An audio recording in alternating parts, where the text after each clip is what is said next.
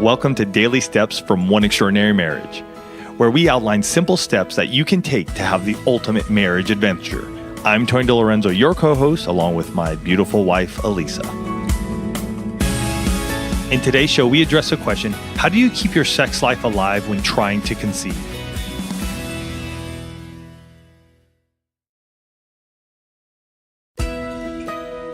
This wife went on to say that it's been 2+ years of trying to conceive and that they're now seeing a specialist.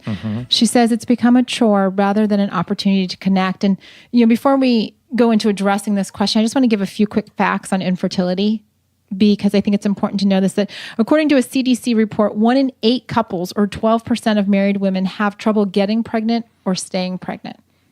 So, you can be sitting in a restaurant and you can count off 8 and one of them is dealing with infertility.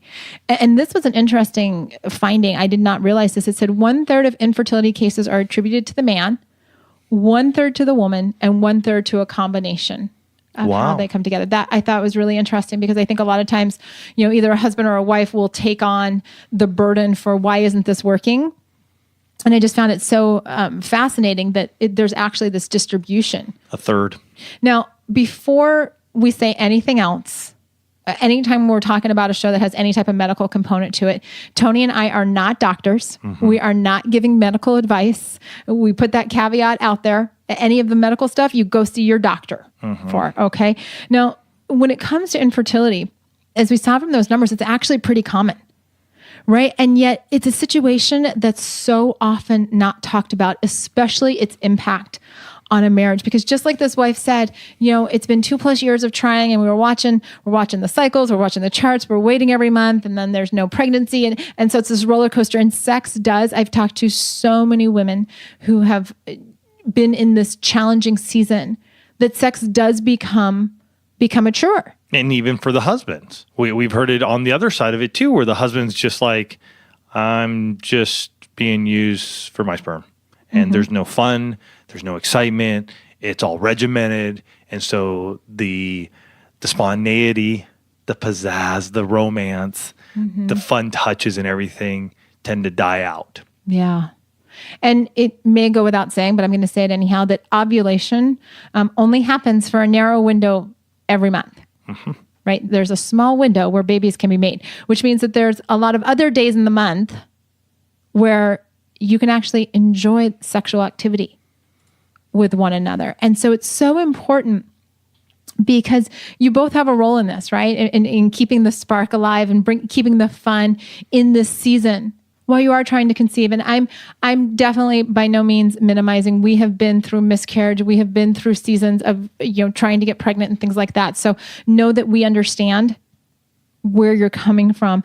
And in that place, you start going back to, what did you do that made sex fun and exciting before, right? How did the two of you romance each other, right? If sex wasn't a chore and you were actually looking for opportunities to connect, then what would you do, right? Would you wear the sexy lingerie?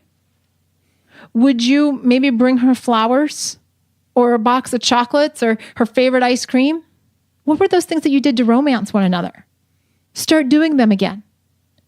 Are you having sex outside of that ovulation window, or is it only about the, 3 days, 3 to 7 days? That's why we talk about the 7 days of sex challenge, and, can be a tool to use.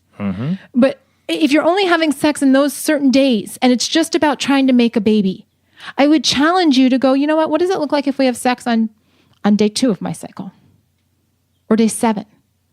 When we're outside that window? And how can we use those times where we're not trying to make a baby? We're just trying to have connection, husband to wife. Now, our 7 Days of Sex Challenge book has been known to conceive numerous children, although we do not take any responsibility for those children being conceived. And yet, doing a 7 Days of Sex Challenge in that period of time when you are ovulating, because you're starting at the beginning and you're going all the way through, could possibly help. When I think about this topic, I think about, where's the joy in the sexual intimacy? That's what I think about. In all honesty, I think we get so caught up in this very little period of time, and yet we're not enjoying ourselves. And if we're not enjoying ourselves, I think, and again, I'm not a doctor, but I think that can have an impact on us individually from stress levels and higher cortisol levels and all this stuff going on. And so we're adding all this undue stress upon our body in a time when you are trying to conceive.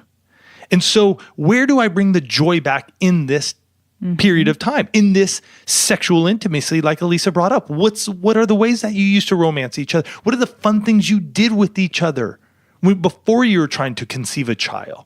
Get back to that. Get back to that playfulness again, that childlike wonderment of one another. Enjoy it. Life is going to pass you by before you know it. And I will tell you, this will be just a blip. But if you're not enjoying it, you can lose all of that, as well as add that undue stress upon your body that you don't need when you're trying to conceive.